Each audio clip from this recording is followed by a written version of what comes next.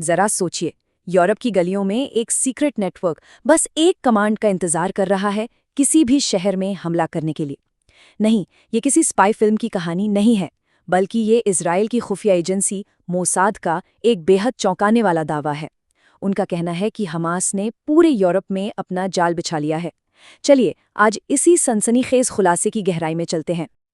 देखिए, ये सिर्फ एक इल्जाम नहीं है, ये एक सीधी सीधी चेतावनी है। मोसाद का कहना है कि ये नेटवर्क ऑन कमांड था, मतलब एक बटन दबा और यूरोप के किसी भी बड़े शहर में तबाही मच सकती थी। इससे पता चलता है कि खतरे को कितना असली और कितना करीब माना जा रहा है। हाँ, लेकिन एक बात यहाँ समझनी बहुत जरूरी है। ये खोज अकेले मोसाद ने नहीं की है। ये एक बहुत बड़े इंटेलिजेंस ऑपरेशन का नतीजा था, जिसने जर्मनी, ऑस्ट्रिया और ब्रिटेन की सिक्योरिटी एजेंसियां भी साथ मिलकर काम कर रही थी। तो चलिए सबसे पहले ये समझते हैं कि मोसाद और इजरायली प्रधानमंत्री का ऑफिस आखिर असल में कह क्या रहे हैं, उनके दावों में कितनी सच्चाई है, कितनी गहराई है। तो मोसाद जो तस्वीर हमारे सामने रख रहा है वो कुछ इस तरह की है।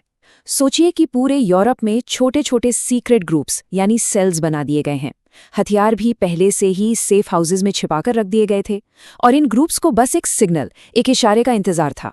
और सबसे बड़ी बात, दावा यह है कि इस पूरे ऑपरेशन के तार सीधे कतर में बैठे हमास के टॉप लीडर से जुड़े हैं और हो सकता है कि हथियार वगैरह तुर्की के रास्ते लाए गए हों।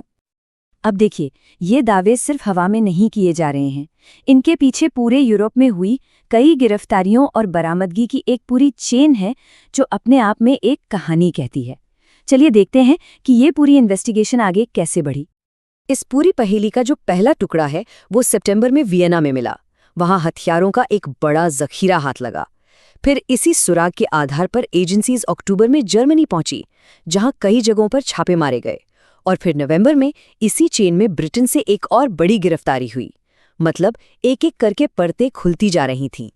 जरा सोचिए, वियना में एक सूटकेस खोला जाता है और उसमें से पिस्तौल, मैगजीन और विस्फोटक निकलते हैं। इन्वेस्टिगेटर्स ने फौरन इसके तार एक ब्रिटिश नागरिक और जर्मनी में हुई एक गिरफ्तारी से जोड़े। और शक क्या था? शक था कि ये हथियार यूरोप में यहूदी और इजरायली ठिकानों पर हमला करने के लिए इकट्ठे किए गए थे।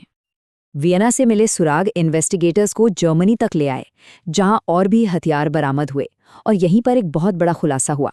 अधिकारियों ने दावा किया कि पकड़े गए लोग सीधे हमास के एक टॉप लीडर के बेटे के साथ कांटेक्ट में थे। यानी अब यह नेटवर्क सीधे सीधे हमास की टॉप लीडरशिप से जुड़ता हुआ दिख रहा था। जब इन्वेस्टिगेटर्स ने इस नेटवर्क के पूरे स्ट्रक्चर को समझा तो उन्होंने इसे एक बहुत ही दिलचस्प नाम दिया, हमास ऑक्टोपस। चलिए समझते हैं कि आखिर इसका मतलब क्या है। तो ये हमास ऑक्टोपस है क्या? ये बेसिकली एक ऐसा मॉडल है जहां कई छोटे छोटे सीक्रेट सेल अलग अलग काम तो कर रहे हैं, लेकिन उन सबको कंट्रोल एक सेंट्रल कमांड से किया जा रहा है। ठीक वैसे ही जैसे एक ऑक्टोपस का दिमाग अपने सारे हाथों को एक साथ कंट्रोल करता है। तो ये ऑक्टोपस काम कैसे करता था? बहुत सिंपल, 3 स्टेप्स में। पहला स्टेप, सर्वेलेंस, मतलब लोकल स्लीपर सेल्स चुपचाप इजरायली और यहूदी ठिकानों की रेकी करते थे।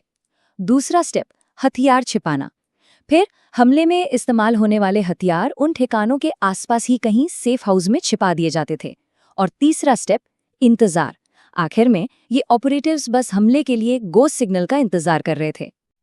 तो इनके निशाने पर आखिर था कौन? रिपोर्ट्स के मुताबिक इनके टारगेट थे आम लोगों से जुड़ी जगहें, जैसे कि यहूदी कम्युनिटी सेंटर्स, उनके प्रार्थना घर, इजरायली दूतावास और कल्चरल सेंटर्स। मतलब साफ है, मकसद सिर्फ हमला करना नहीं, बल्कि एक पूरी कम्युनिटी में डर का माहौल पैदा करना था। ये कहानी सिर्फ कुछ गिरफ्तारियों और हथियारों की नहीं है। इन दावों के सामने आने के बाद यूरोप की पॉलिटिक्स और सिक्योरिटी पर इसका बहुत गहरा असर पड़ सकता है। चलिए देखते हैं कि कैसे। इन दावों के नतीजे काफी दूर तक जा सकते हैं। पहली बात तो ये कि इससे लगता है कि हमास अब सिर्फ मिडिल ईस्ट तक ही सीमित नहीं है, उसकी पहुंच ग्लोबल हो चुकी है। दूसरी बात, इससे यूरोप में रह रहे यहूदी समुदायों के लिए खतरा बढ़ गया है। तीसरी बात, अब यूरोपीय देशों पर एक दूसरे के साथ इंटेलिजेंस शेयर करने का दबाव और बढ़ गया है। और चौथी, इसराइल के रिश्ते कतर और तुर्की जैसे देशों से और भी ज्यादा तनावपूर्ण हो सकते हैं। लेकिन जैसा कि ऐसी कहानियों में अक्सर होता है, यहाँ भी दो पहलू हैं। एक तरफ इजराइल का दावा है कि इस पूरी साजिश के पीछे हमास की टॉप लीडरशिप है, तो वहीं दूसरी तरफ हमास इन सारे इल्जामों को पूरी तरह से खारिज कर रहा है। उनका कहना है कि पकड़े गए लोगों से उनका कोई लेना देना नहीं है और ये सब इजराइल की एक पॉलिटिकल चाल है।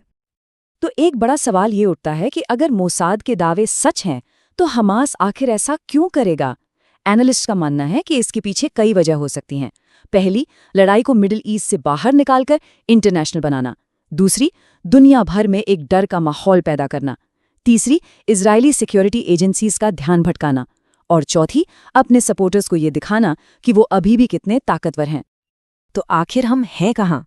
क्या ये यूरोप में आतंकवाद के खिलाफ एक नया फ्रंट खुलने की शुरुआत है, या फिर ये एक इन्फॉर्मेशन वॉर है, एक सूचना युद्ध, जहां सच और प्रोपेगेंडा के बीच की लाइन बहुत धुंधली हो गई है और दोनों तरफ से कहानी को अपने हक में मोड़ने की कोशिश हो रही है? इसका जवाब तो शायद वक्त ही देगा, लेकिन एक बात तो तय है, इस खुलासे ने यूरोप की सिक्योरिटी पर एक बहुत बड़ा सवालिया निशान लगा दिया है।